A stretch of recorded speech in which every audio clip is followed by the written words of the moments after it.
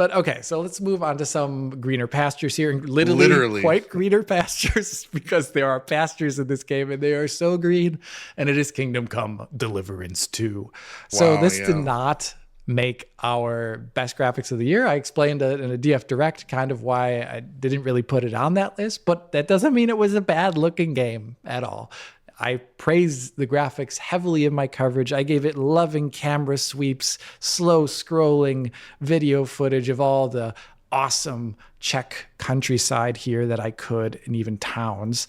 And the reason why this is one of the best PC ports of the year is because it does something a ton of Unreal Engine games, cannot manage. It doesn't stutter.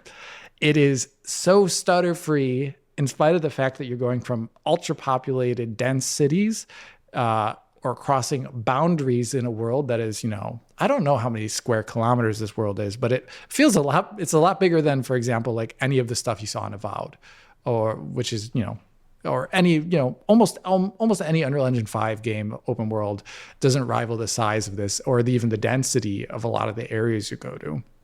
And in spite of that, it doesn't stutter at all. It offers graduated performance options for almost everything you can think of. It offered frame gen. It offered, at a time when it was kind of rare, the transformer model selectable for DLSS. It's just a great performing game.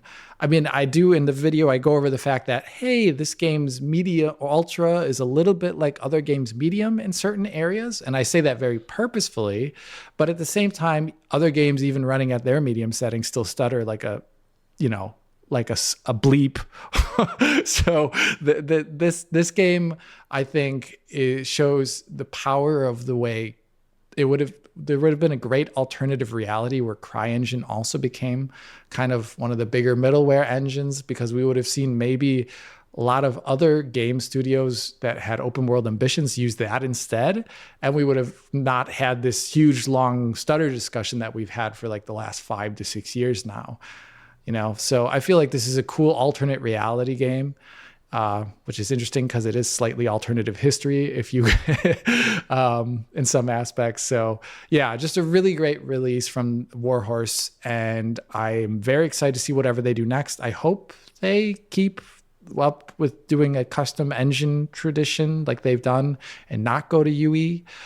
Because the performance here was stellar. Yeah, so a lot of people talking about not being in the game of the year. I simply forgot about it.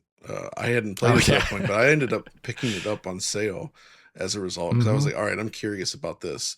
And the thing about this game I find is like the natural environments do what Crytek always does best. And I think the thing that really stands out to me is one, like the actual core art and the way everything works together within the engine is really good for these sorts of areas. But the other big thing is that it's so temporally stable, right? Right. Like I'm so used to the fizzle and noise that you get with a lot of other modern games, especially on Unreal when doing these open environments. And like KCD2 is just like really stable looking, where you just It is. feel like everything is just so natural, and it's a really nice evolution of what we saw back in Crisis, I suppose, which is now quite old at this point, but it really was impressive. And this, of course, takes that even further, and it just works really darn well. The performance is good, and in a lot of ways, like I agree. This is I would love to have seen CryEngine used more for games like this, if possible. And we know Yeah. that the first game actually ported well to Switch even, so I assume this one could run on like Switch 2 and the like. So it all seems pretty performant. It'd be It's great to see on Switch too, actually. this is They should cool. do This that. is really cool.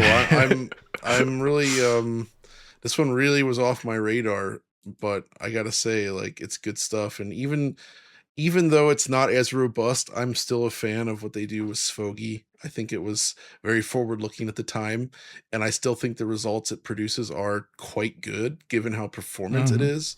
So it's like a good enough solution for global illumination in this sort of Yeah. environment. But that's also why it's really good for this sort of environment. I think it would fall a little flatter in a more modern type of world, perhaps. Yeah. But it's Rolling hills are kind to things that are inaccurate, to say the least. That's just the way it is.